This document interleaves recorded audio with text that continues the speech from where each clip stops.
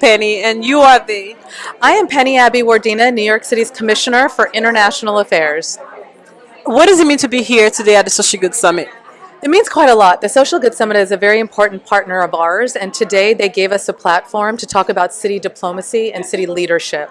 And right now, here in the U.S., it is more important than ever for cities to show up specific to sustainable development goals and show how we are localizing that here in our communities.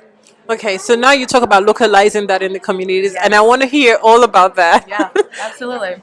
So what we talk about in terms of localizing is all of these SDGs, life underwater, directly relates to how dirty our public water spaces are. So how do we engage people, especially young people, to care about the SDGs, learn what it means, and then to do something in their community? And so I talked about the SDG around life underwater. We have a program called New York City Junior Ambassadors, and we have a young junior ambassador from the South Bronx whose issue is life underwater, and her commitment in her community is to clean up the South Bronx River. And that is the way you're getting young people to get activated on this. Now she's going home and talking about it with her parents and her family and her friends, but we have to use the SDGs as a common framework for us to know how to partner together, how we talk to each other about the things that we care about.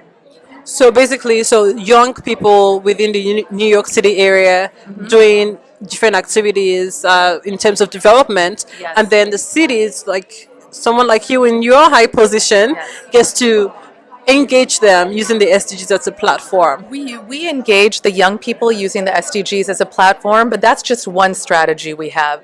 The other thing that I talked about earlier on the panel is that we have, for the first time, we're the first city in the world that submitted a voluntary local review to the United Nations as to how we are working to achieve the SDGs. And so we are choosing to use our catalytic role in this to encourage cities around the world, around the US, no matter how big, how small, think about the SDGs in your local context, and let's work together to figure out how we're making improvements to achieve those SDGs together.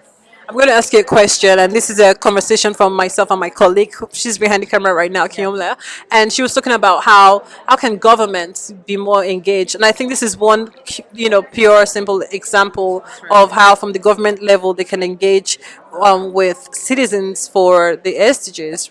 That's absolutely right. And you have to remember there's different government levels, right? And one of the reasons that New York City has taken a leadership role on the SDGs is because our federal government is choosing to abdicate its responsibility on multilateral engagements and institutions like the UN. And so it's been very important for us as a city to say, hey, we as a local government, we believe in these issues. We are activating policies every day that ensure New Yorkers feel celebrated and supported, that our diversity and our inclusivity is what is the best of New York City.